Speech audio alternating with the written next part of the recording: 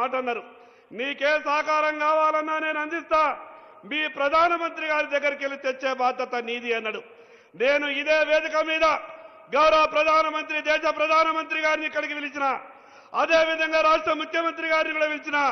నాకు ఒక అవకాశం వచ్చింది. ప్రధానమంత్రి గారు, ముఖ్యమంత్రి గారు ఒకే వేదిక మీద ఉండి నా వెనుకబడ్డటువంటి ప్రాంతానికి ఎయిర్పోర్ట్ కావాలనంటే దేశ ప్రధానమంత్రి గారు ముఖ్యమంత్రి గారితో అన్నారు, हमारा आदमी के लिए आपका पूरा सहकार चाहिए అంటే ముఖ్యమంత్రి గారు గొప్పగా అన్నారు, यहाँ जो भी मेरे तरफ से सहकार चाहिए हर तरीके से मैं करने के लिए तैयार हूं అన్నాడు. చెప్పిన మాట విధంగానే దేశ ప్రధానమంత్రి గారు ఎయిర్పోర్ట్ మంజూరిస్తే ఈ రోజు రాష్ట్ర ఆర్థిక ఇబ్బందుల్లో ఉన్న 700 ఎకరాలు మొన్ననే జీవో ఇచ్చినందుకు ఈ నియోజకవర్గ ప్రజల తరపున ప్రత్యేకంగా ముఖ్యమంత్రి గారికి ధన్యవాదాలు తెలియజేస్తా ఉన్నాను. అదేవిధంగా చదువులో అక్షర క్రమంలో ముందున్న ఈ ఆదిలాబాద్ చదువులో వెనుకబాటుతనం ఉంది.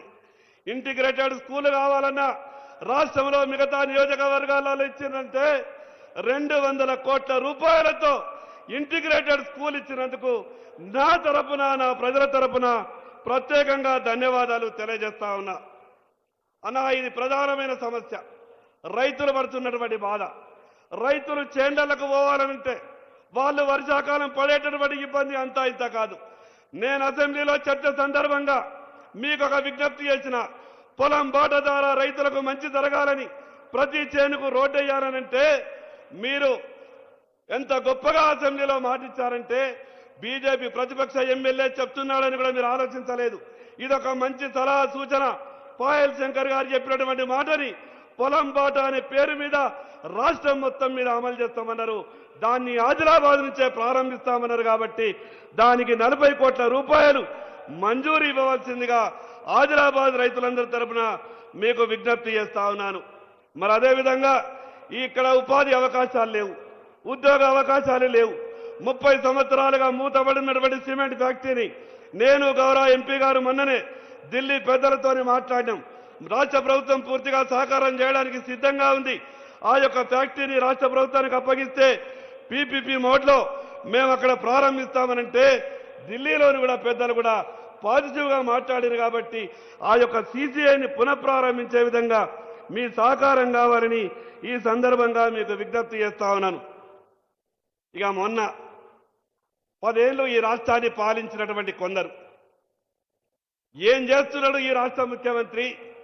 ఆదిలాబాద్ ఎమ్మెల్యే పదే పోయి కలుస్తాడు. ఈ రాష్ట్ర ముఖ్యమంత్రి గారికి ఈ ఎమ్మెల్యేకి ఏమైనా లారుచి ఉన్నదని అన్నాడు. నేను 10 ఏళ్ళు ఈ రాష్ట్రాన్ని పాలించినటువంటి సన్నాసులకు చెప్పదలుచుకున్నా, ఈ ఆదిలాబాద్ నియోజకవర్గ ప్రజల అవసరాల కొరకు పోతున్నా. ఈ ఆదిలాబాద్కు గొప్ప మనసుతో సాయం చేయాలనే ఆలోచన ఉన్నటువంటి రాష్ట్ర ముఖ్యమంత్రి గారికి కలవడానికి వెళ్తున్నా.